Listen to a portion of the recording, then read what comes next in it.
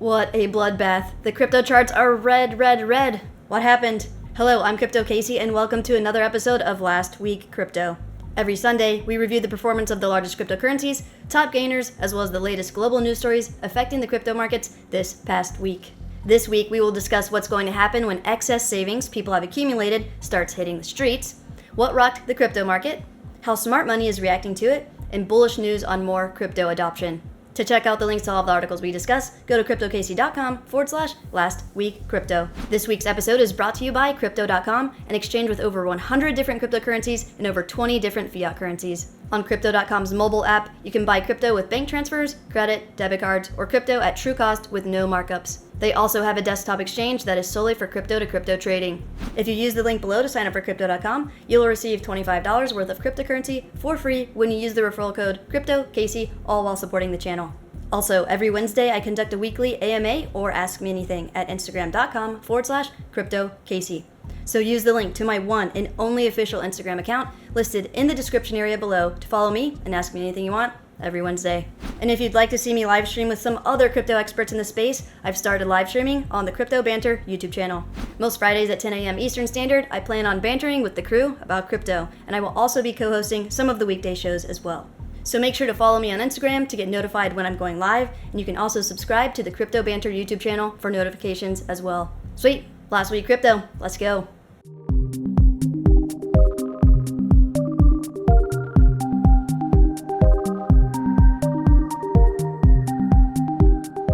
Looking at the top cryptocurrencies by market cap, Bitcoin down 18.4%, ETH hanging in there, down 6.9%, Binance Coin down 1.2%, and XRP massive pullback, down 31.4%.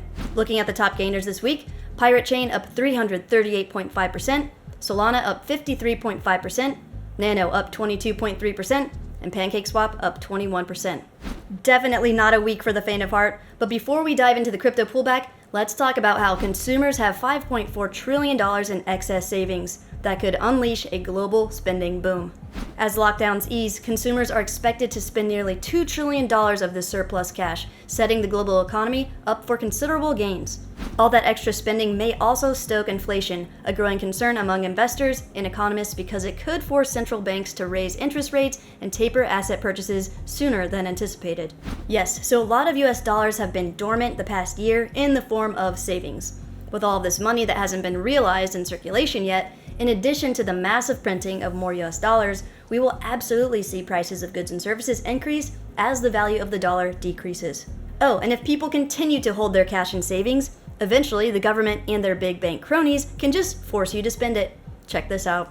European Central Bank President Lagarde responds to criticism about negative interest rates and describes how they support companies and people in the Eurozone. I completely appreciate that people who are saving are not satisfied with being charged the consequences of negative rates. But we have to look at the situation from a global point of view. We cannot look at a particular depositor or a particular category. We have to look at the whole economy. And we know that by putting in place those negative interest rates, we are effectively supporting the economy. We are encouraging enterprises, families, households, young couples to actually borrow at very low rates in order to invest, in order to buy their first apartment, in order to buy some equipment.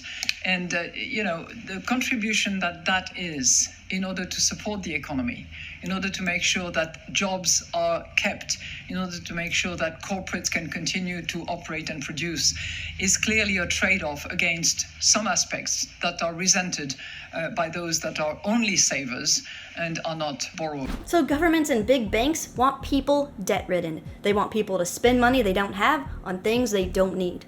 They don't want you investing and accumulating wealth. They want you working, paying taxes, taking out loans, spending money on things that rust, rot, and depreciate. The traditional view of a good, healthy economy requires the vast majority of people around the world trading their precious, non-renewable resource with an uncertain supply, time. It requires you to spend your time in exchange for an amount of money that oftentimes is not nearly enough to live off of, money that is taxed by the government, money that they want you to put back into circulation by spending it, and they want you to create more money by borrowing it and taking out loans to keep money circulating, to keep the economy healthy. A so-called healthy economy is simply a wealth generator for a small group of elites achieved by basically enslaving people. And they're able to do this in two ways. One, through deliberate non-inclusion of financial education to the masses, and two, deliberate distraction and manipulation of the masses to create insatiable consumerism and materialism. Amazing, right? Yeah. Anyway, let's get into what may be our only saving grace despite taking a massive hit: the crypto markets. 5 reasons Bitcoin and Ethereum plummeted 15% in a single day. Bitcoin and Ether fell 15% and 20% respectively in one day. But why so much and why so quickly? 5 factors likely caused the price of Bitcoin and Ether to steeply drop in a single day, including mass liquidation, an overheated futures market, the decline of kimchi premium, whale selling, and concerns over United States President Joe Biden's tax plans. So let's break this down. 1. On Friday, in a 24-hour time period, over $4 billion worth of positions were liquidated. So as prices tumble, stop losses on exchanges get filled, and it becomes a domino effect. Every price decrease sets off a chain reaction of stop losses liquidating investors' positions. And exchanges allowing anyone and everyone to leverage trade doesn't help this scenario either. Because 2. The futures market is overcrowded. Billions of dollars of long positions were liquidated, so a lot of people got burned. And 3, the kimchi premium. The kimchi premium basically refers to the price difference of Bitcoin and Ether on South Korean exchanges compared to all the other exchanges. On South Korean exchanges, the prices of Bitcoin and Ether are sometimes higher than other exchanges. So South Korean investors can buy Bitcoin and Ether from other exchanges and sell it on the South Korean exchanges for a profit, hence the kimchi premium. So as the price of Bitcoin and Ether dropped, the kimchi premium dropped to 0%. So there was no more incentive to buy Bitcoin and Ether elsewhere to sell in South Korea because the price difference was eliminated. And 4, a rather basic and familiar reason for crypto crashes: whale selling for a profit and scaring everyone else. And 5, US President Joe Biden eyes capital gains tax hike to 43.4%. For New York, it could be 52.2%. And for California, it could be 56.7%. Yikes, right? Well, the crypto market agreed. But what about the traditional stock market? Odd. Nothing nearly as extreme as the crypto market's response. Why is it so? Well, one key thing to understand is the difference between the types of investors who are in the stock market versus the crypto market, as well as the differences between how each market works, one being Monday through Friday, 9:30 to 4 Eastern Standard with limited access, the other never sleeping or stopping. Crypto is 24/7, 365, baby, and there are a ton of easy ways to access it for retail investors. Investors in the US stock market are largely big, sophisticated, financially trained institutional investors that reside in the United States with deep connections with the government. And by deep connections, I mean that they buy and pay for the politicians that run the government. They are the real puppet masters. Meanwhile, crypto investors largely consist of a lot of individual people like you and I around the world. So what do the US government's puppet masters know that the rest of us don't? Yes, a lot. So they consider things like the process Biden would need to go through to get something like the doubling of capital gains tax approved, as well as the likelihood of their bought and paid for politicians actually pushing it through. Will it get pushed through? Personally, I don't think so. It would definitely put a hamper on the much needed growth, innovation, and investment at large in the United States economy. At the end of the day, Wall Street didn't care, but I think the crypto market cared because, again, our community is made up of individuals all around the globe that freaked out when they saw these bearish headlines. Wall Street didn't freak out for several reasons, one of them being the recognition of what it was, just headlines, so it doesn't mean anything right now. That and the confluence of the other items we discussed is why the crypto market took a dive. And after a dive like this, there's only one salient question: what y'all shopping for today? Hashtag Bitcoin, hashtag alt, hashtag clearance sale. I mean, we've got some sweet deals at the time of this video. Some large and mid-cap projects that I'm looking at are DOT, 30% discount, Link, 24% discount, Ava down 26%, Algorand down 26%, Kusama My Lord 33% off, Synthetics 31% off, Engine 31% off, Zilliqa 37% off, Anchor 34% off. Take advantage of these dips. When you see red, that's when you should buy. And when they go up, take profits. Take profits along the way, but buy and hold, buy and large. Because look, this chart measures the amount of Bitcoin that is being hodled by institutions and individuals for the long term. The strong hands are growing. Do you know what this means? It means when you sell during a crash like this, you are selling to institutional investors. They are buying up all the Bitcoin and all the Ether and taking them off of exchanges to hold long term. This is what smart money is doing.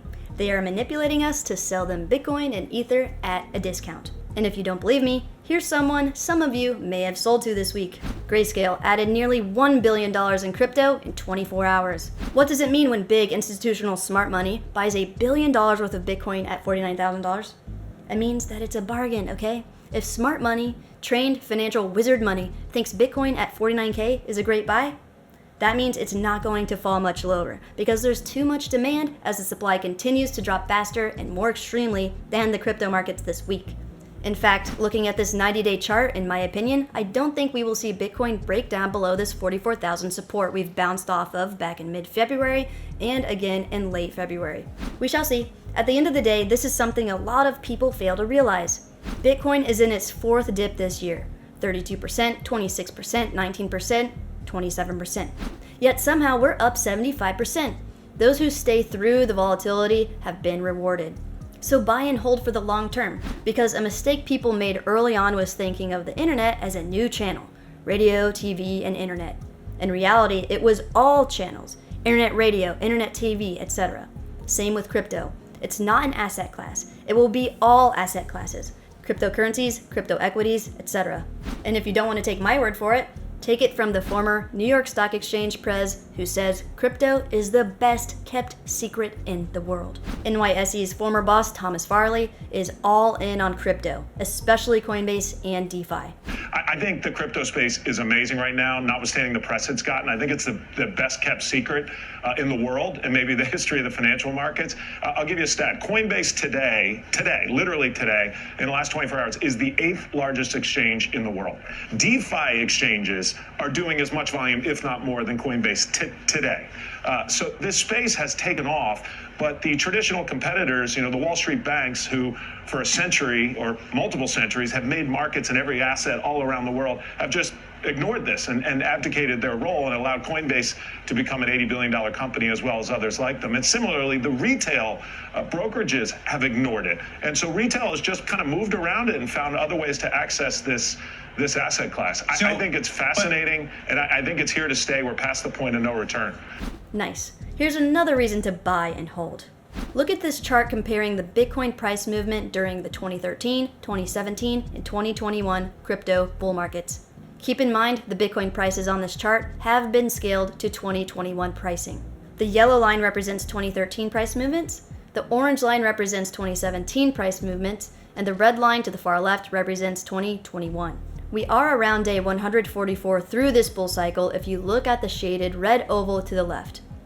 So you can see all of these lines are playing out very similarly. Looking at the chart, if we continue to mirror past bull cycles, around day 288 is when Bitcoin will peak, which would be sometime in September of this year.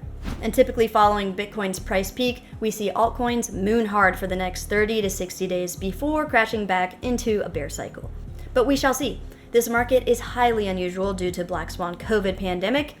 Unlike previous bull runs, we have big, smart institutional money heavily invested. We have seen massive corporate and retail adoption, massive printing of the US dollar, of course, rising fears of inflation and hyperinflation. So at the end of the day, who knows what the red line against the chart will do through the rest of this year. Either way, we are going up. And as the value of cryptos increase, make sure you are transferring your crypto from exchanges to hold safely in a cold storage hardware wallet.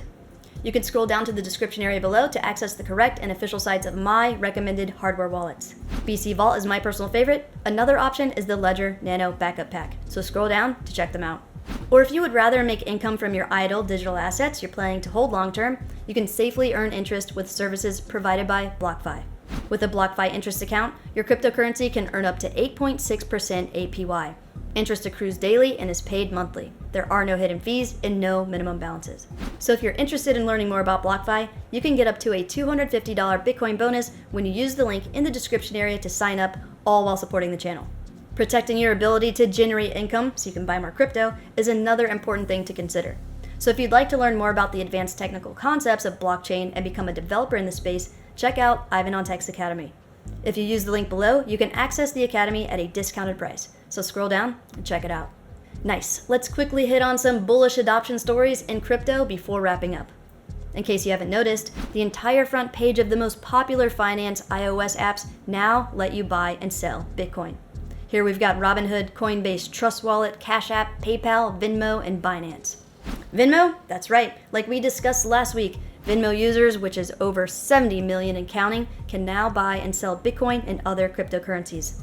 Also, WeWork to accept crypto and will pay its landlords in crypto. WeWork, a real estate company that provides shared workspaces, said it will accept Bitcoin, Ethereum, USD Coin, Paxos, and several other cryptocurrencies as payment for its offerings, including memberships. The company said it would retain any payments on its balance sheet rather than converting it to another currency, and would look to pay landlords and partners in crypto if they are amenable. Cool. Got some bullish news for all you degen meme coin lovers out there, myself included. Newegg shoppers can now pay with Dogecoin. Newegg, one of the leading tech-focused e-retailers in North America, today celebrates Doge Day by announcing that the company now accepts Dogecoin as an official payment method on Newegg.com. And on a more professional note, it's not NBA Top Shot, Beeple, or a tweet, but IBM is about to turn patents into NFTs. The patent industry has long struggled to identify value, with only an estimated 2% to 5% of all patents equaling $180 billion in the market. A new effort from intellectual property specialist IPWe, partnering with IBM's blockchain group, seeks to unlock $1 trillion or more in patents and other intellectual assets through turning them into non-fungible tokens. The tokenization of intellectual property, IP, will help position patents to be more easily sold, traded, commercialized, or otherwise monetized, and bring new liquidity to this asset class for investors and innovators, the companies said in a joint release. And finally, a change of heart across the pond. After a Bitcoin crackdown, China now calls it an investment alternative, and a significant shift in tone. So it looks like China will continue to surge past the United States, leaving us in the dust, as we've been discussing for the past several months now. Awesome. Well, that was Last Week Crypto with me, Crypto Casey. If you enjoyed the episode, please make sure to like this video and subscribe to my channel for more crypto content. To check out the links to all of the articles we discussed, go to cryptocasey.com/lastweekcrypto. So were you freaking out over the crypto crash? Are you feeling a bit more at ease now? Or are you still licking your wounds? Let me know in the comments below. Be safe out there.